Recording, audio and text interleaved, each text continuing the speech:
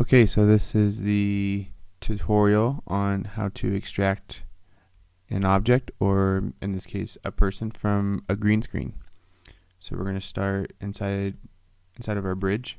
I've got this other picture right here of this basketball player. He's on a green screen. So we're just going to double click on it. Since it is a raw file, it's going to open in Camera Raw.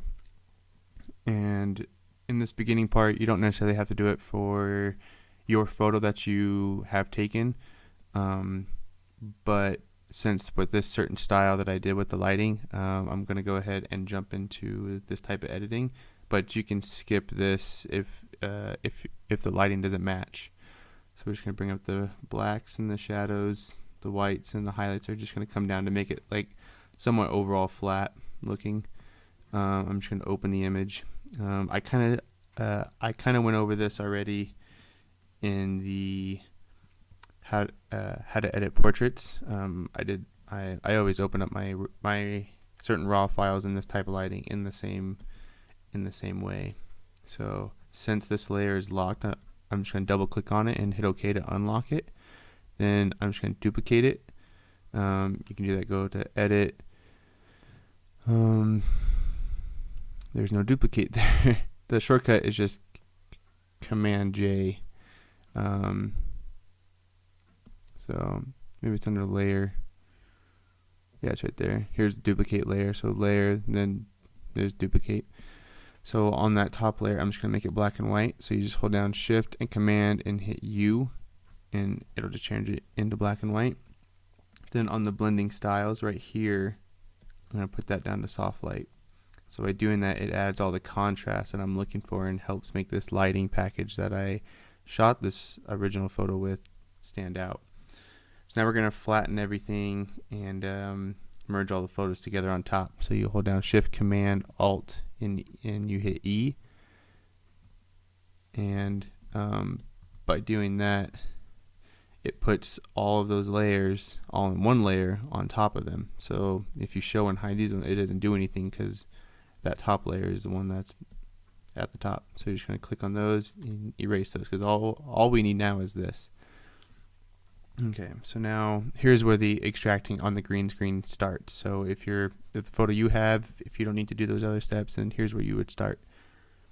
So after you open your photo, you just go up to Image, the Mode, then Lab. Inside Lab is where we extract the green.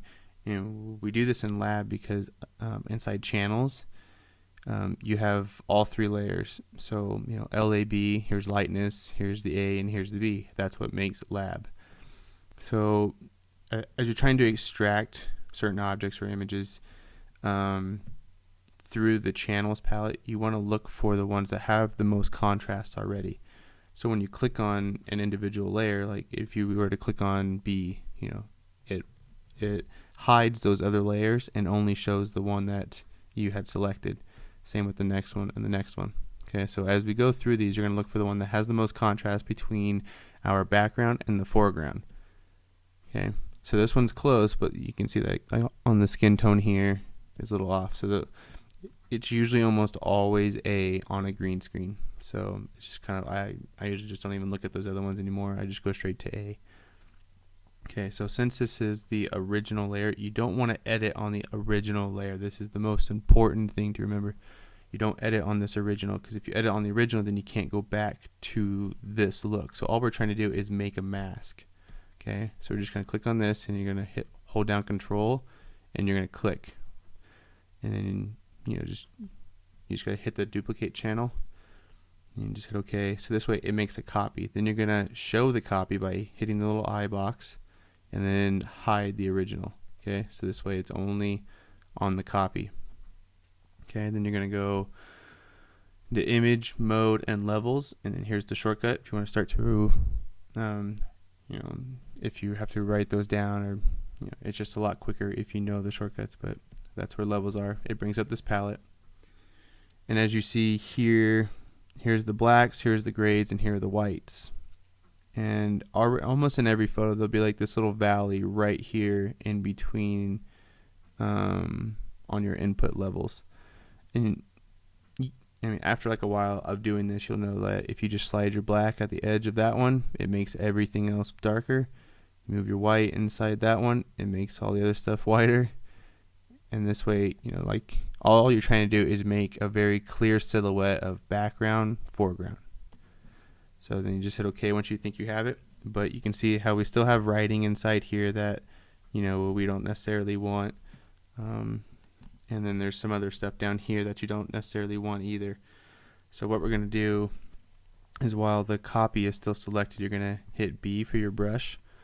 And you can start on white or black, it doesn't matter, but I usually just bring my hardness up all the way, and the flow all the way up too. And then you just kind of zoom in, and if your foreground color is white, then you just kind of start on the white. You just have to paint over all the stuff that's black that's inside your white silhouette. So like, you just have to get inside all these little spots. You just have to go around and you just do this for a while, and this way it'll make a very clean mask. So when you mask out the selection from the image, it has a very defined edge of where you want it to be selected.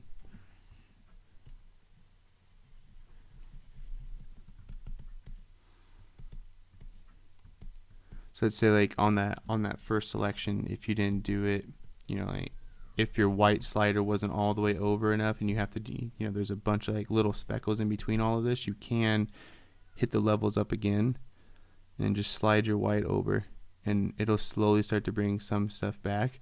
But you don't want to do that too much, because then the edges are going to get really harsh, and it's not going to be feathered as much as you want it to, especially on the hair. So we just got to be careful, you know, spend more time editing all your mask so that everything else looks good. Just kind of go through, just look for any black spots inside your silhouette. If you have like longer hair, it's okay to have gray.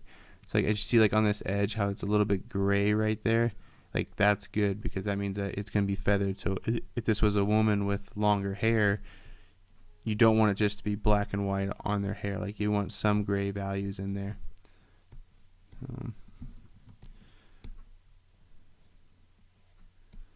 just going through. Okay, so I think the white's good. So now we're just going to go through the blacks here. So like, you're going to hit X to switch your background and your foreground colors back and forth.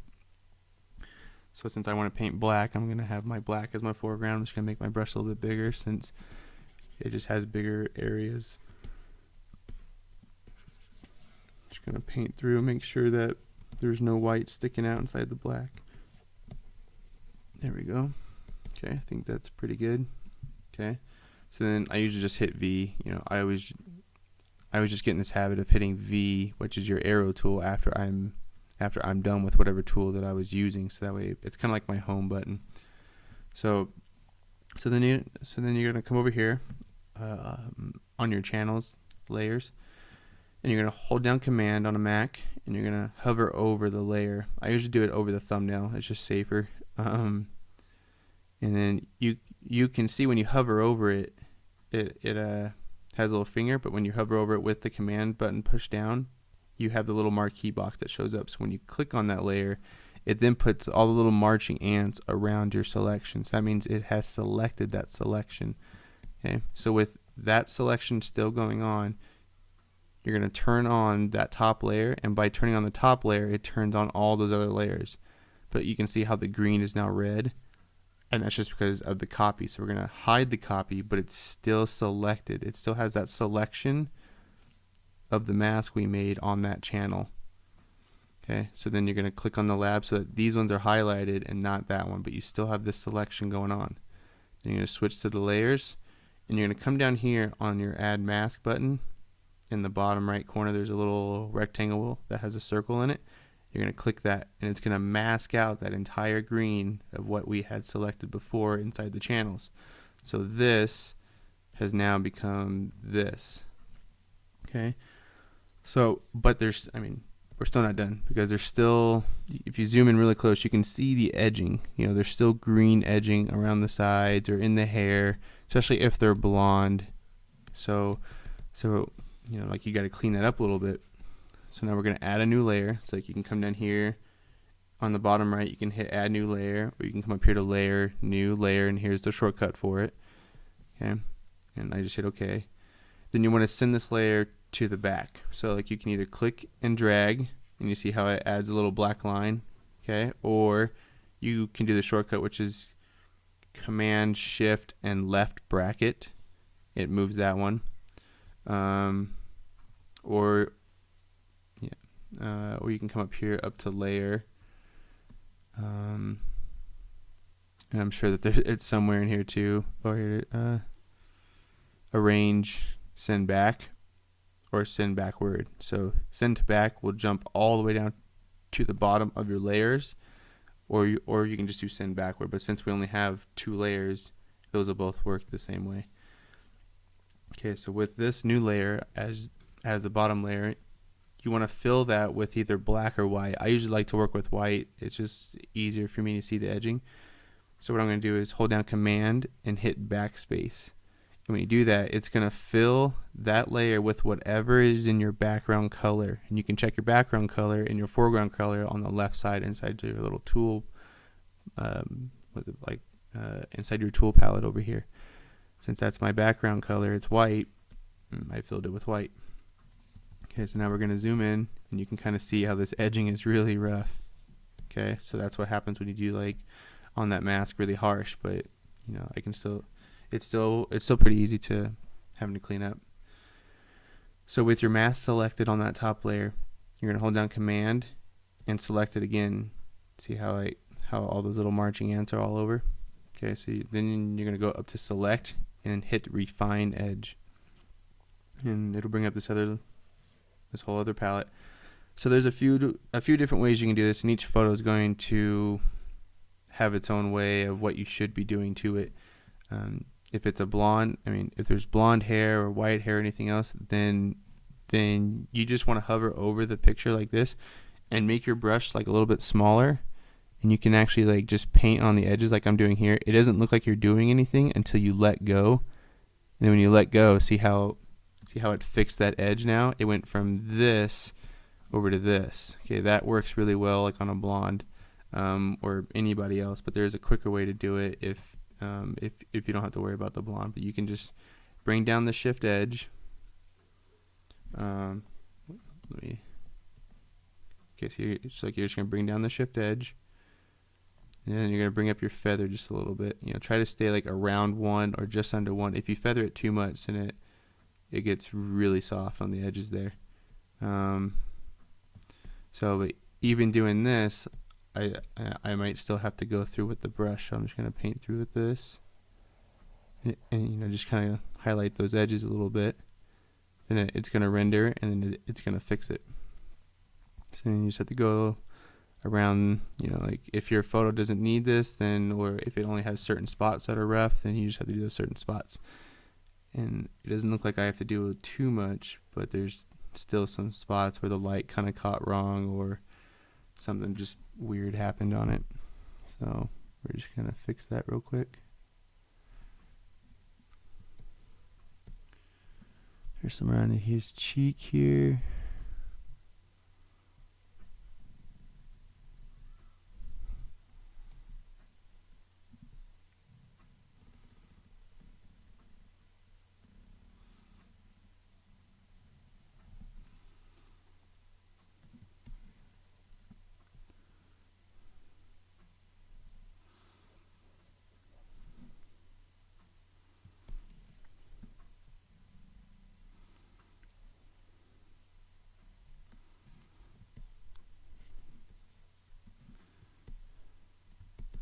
That looks pretty good so far. There's probably not too much else I have to do to it. He's wearing black socks. That makes that part easy.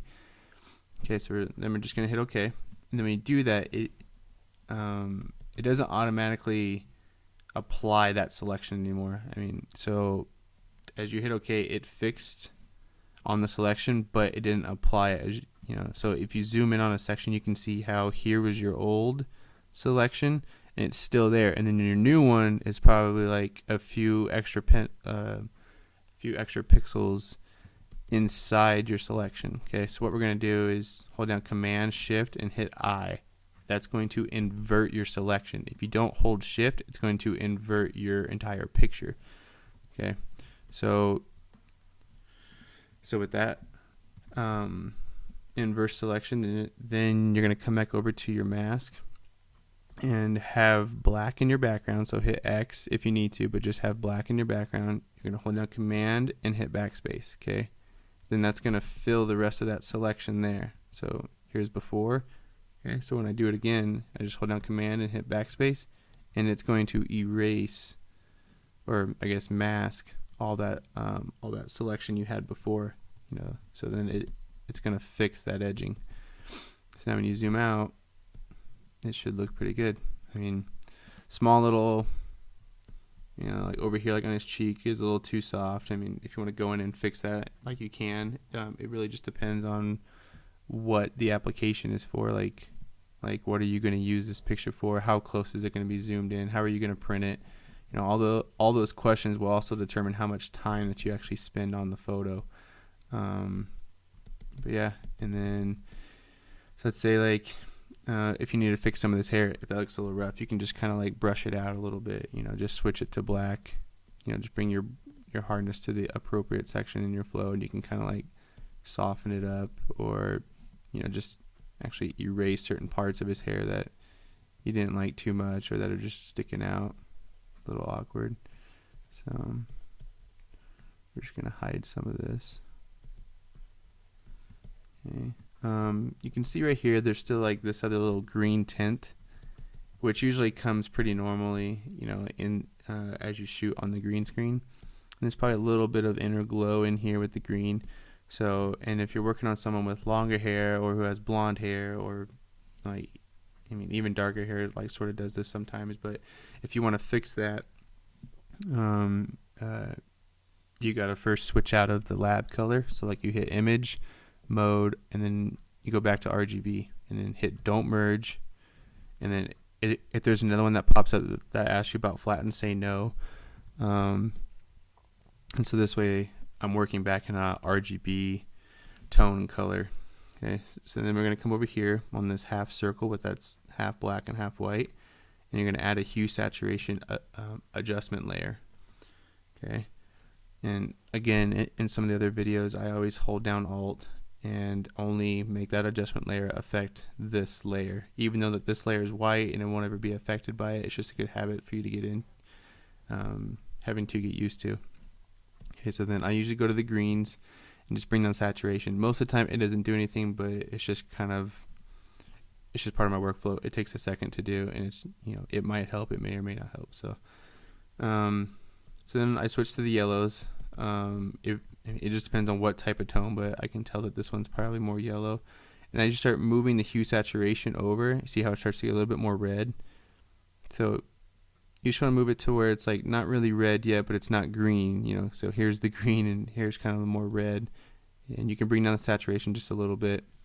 Okay, and then we're just going to fill this mask layer with black. So you got to make sure that your background color is black.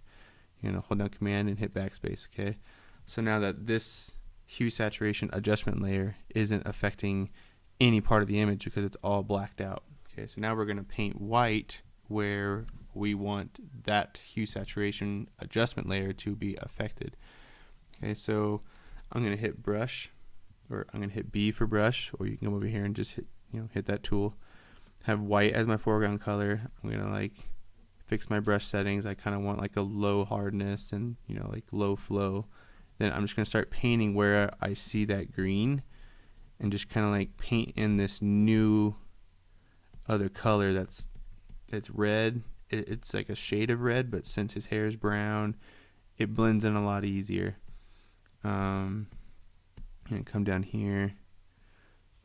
I mean, like even on clothes, you can kind of like hide it a little bit, but if this one, like that one's still not coming out, so I'm just gonna make a new hue saturation color layer, and then Alt Shift that one down.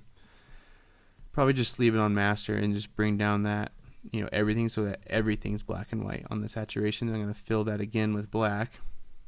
Okay, then I'm just going to paint where I see that green, And then there, see, now it's all gone because it's actually making that black and white instead of any type of color because the shirt's white. So that kind of makes it a lot easier.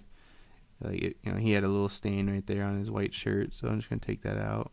If there's anything else that you see that you just want to be black and white on a white shirt or a black shirt, or if they're wearing gray, and some type of light hit it wrong, it's easy just to make those, all black and white. So you can go through and just fix any type of coloring inside the hair, especially the hair. Hair is usually one of the harder parts, especially, like if they're women, if they have longer hair. But if you make a really good selection through that mask on that first step, then everything else is really easy. So, yeah, I still have to do some other skin editing, which you've probably watched already in the other video. If not, then you should go check that one out too, and then you can finish up this photo. And that's about it. Thanks.